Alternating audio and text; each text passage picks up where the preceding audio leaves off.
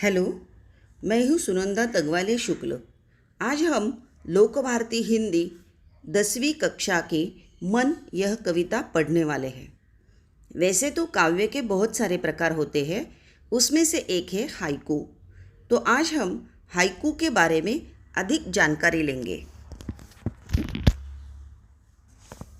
मन कवि है विकास परिहार, जन्म 1983 गुना मध्य प्रदेश। मन यह कविता हाइकू इस काव्य प्रकार में आती है।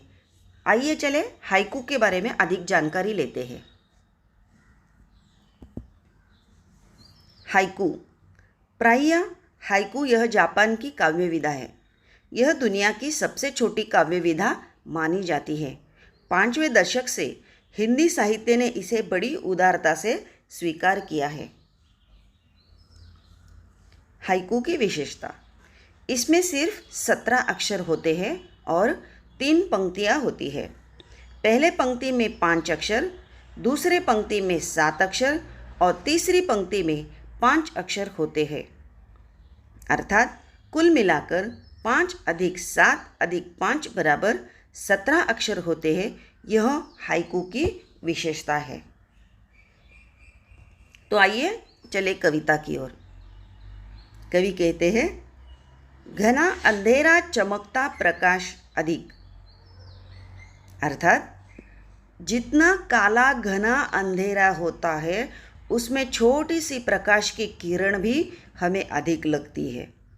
वैसे ही हमारे जीवन में कितना भी घना अंधेरा क्यों न हो, हमें उम्मीद की किरण नहीं छोड़नी चाहिए।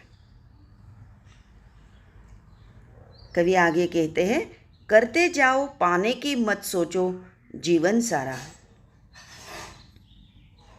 हमें जीवन में सिर्फ कर्म करते रहना चाहिए, उसके फल की अपेक्षा नहीं करनी चाहिए। गीता में भगवान श्री कृष्ण कहते हैं, कर्मण्येवाधिकारस्ते मा फलेषु कदाचन। अर्थात कर्म करते जाओ, फल की अपेक्षा मत करो, क्योंकि फल की अपेक्षा दुख का कारण होती है।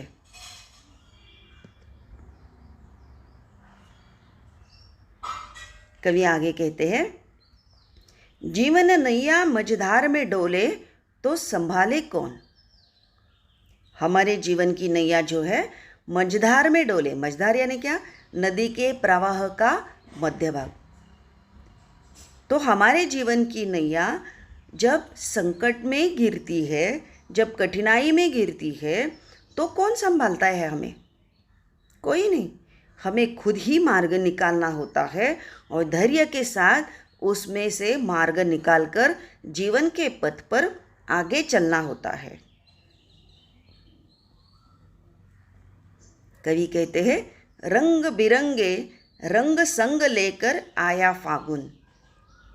रंग बिरंगे रंग संग लेकर आया फागुन। अर्थात हर कोई फागुन महीने की राह देखता है, क्योंकि फागुन में क्या होता है? होली।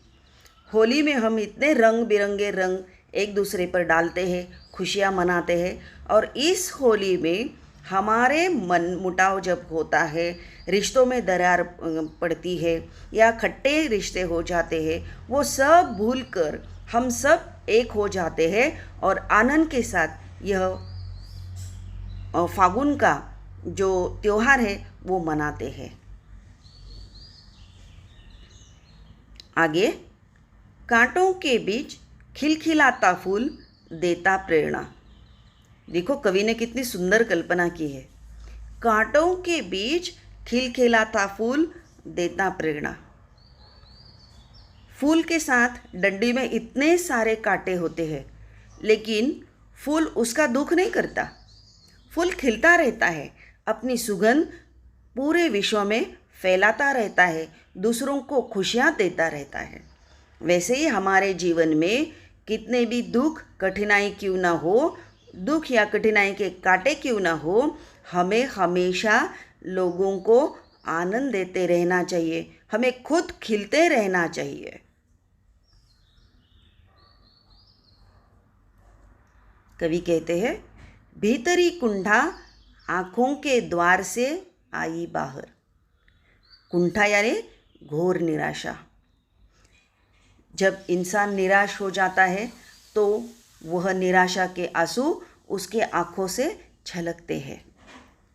कहते हैं आँखों से इंसान के मन का या उनके भावों का पता चलता है।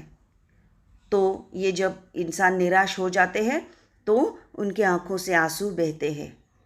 हमेशा हमारी कोशिश रहे हमारी तरफ से किसी को तकलीफ़ ना हो, कोई नाराज़ ना हो, तो उनको खुश रखने की कोशिश करें।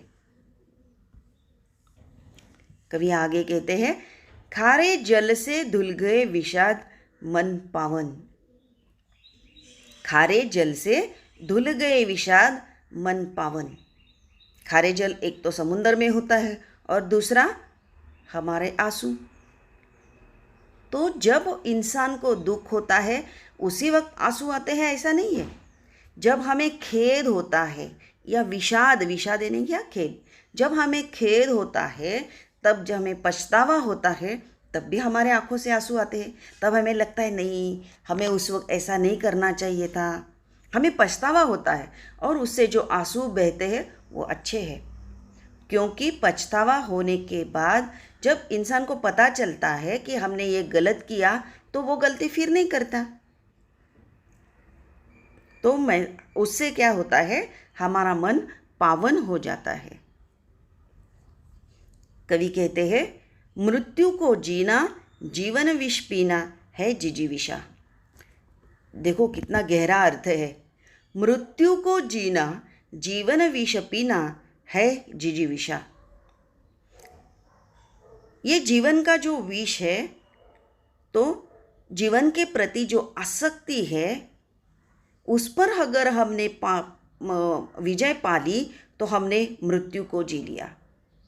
इसका अर्थ है जीवन में कठिनाई है, संकट है, दुख है, तो वो विष पीने की ताकत हमें होनी चाहिए। लेकिन ये क्यों दुख होता है? क्योंकि हमें जीवन के प्रति जिजीविषा है, जीवन के प्रति आसक्ति है। ये आसक्ति अगर खत्म होती है तो हम दुख पर विजय पा सकते हैं। भगवान श्री कृष्ण गीता में कहते हैं सुख दुखे समे कृत्वा लाभा लाभो जया जयो। अर्थात जब इंसान सुख और दुख को समान भाव से देखना सीख जाए तो वो मृत्यु पर विजय पा सकता है।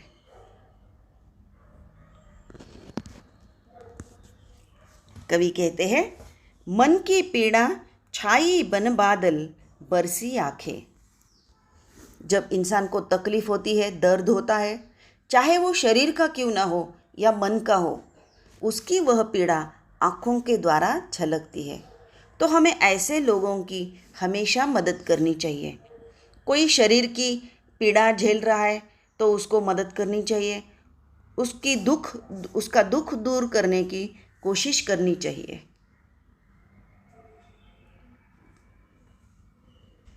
कवि कहते हैं चलती साथ पटरिया रेल की फिर भी मौन। चलती साथ पटरिया रेल की फिर भी मौन। अर्थात रेल की पटरी तो आपने देखी रहेगी, दोनों साथ में चलती है लेकिन कभी मिलती नहीं, और अगर मिलती है तो वहाँ पर ट्रेन रुकती नहीं। वैसे ही जीवन का है, रेल की पटरी की तरह जीवन चल रहा है। सुख और दुख के साथ दोनों समान चल रहे, लेकिन वो कभी एक होते नहीं। क्योंकि सुख आता है तो दुख चला जाता है, दुख आता है तो सुख चला जाता है। जो आता है वो जाता है, अगर वो जाता है तो उसका दुख क्यों मनाने का।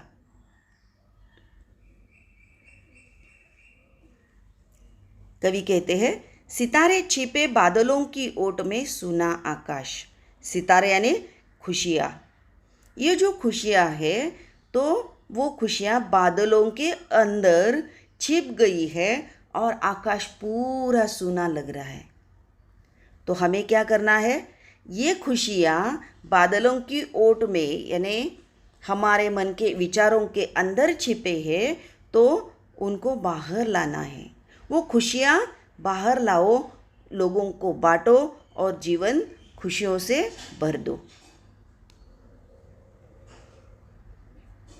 कवि आगे कहते हैं, तुमने दिए जिन गीतों को स्वर हुए अमर। अर्थात हमारे जीवन में जो हमारे मित्र है, जो हमारे रिश्तेदार है, जो प्रियजन है, तो वो क्या करते हैं, हमारे जीवन में खुशियाँ भरते हैं। उनके जीवन से हमारा जीवन, उनके आने से हमारा जीवन सतरंगी हो जाता है, हमारे जीवन में मधुर सुर होते हैं, उनकी वजह से हमारे जीवन में खुशियाँ आती है। तो ऐसे लोगों को, ऐसे रिश्तों को हमें हमेशा संभाल के रखना चाहिए। विकास परिहार जी अपने कविता के अंतिम चरण में कहते हैं, सागर में भी रहकर मछली प्यासी ही रही। कितना गहरा अर्थ है देखो। सागर में भी रहकर मछली प्यासी ही रही, अर्थात मछली के चारों ओर समुंदर में पानी रहता है, लेकिन वो पी नहीं सकती क्योंकि वो खारा होता है। तो पीने के लिए पानी मीठा होना ज़रूरी है। तो मीठे पानी के तलाश में वह समुंदर के गहराई तक जाती है। वैसे ही हमें असली खुशी पाने के लिए जीवन की गहराई तक जाना होगा, अपने अंदर झांकना होगा, तभी हमें असली आनंद मिल सकता है। तो बच्चों, आज हमने क्या सीखा? मन कविता का परिचय, हाइकू का अर्थ, हाइकू की विशेषता, मन कविता का अर्थ और नए शब्दों का अर्थ। धन्यवाद।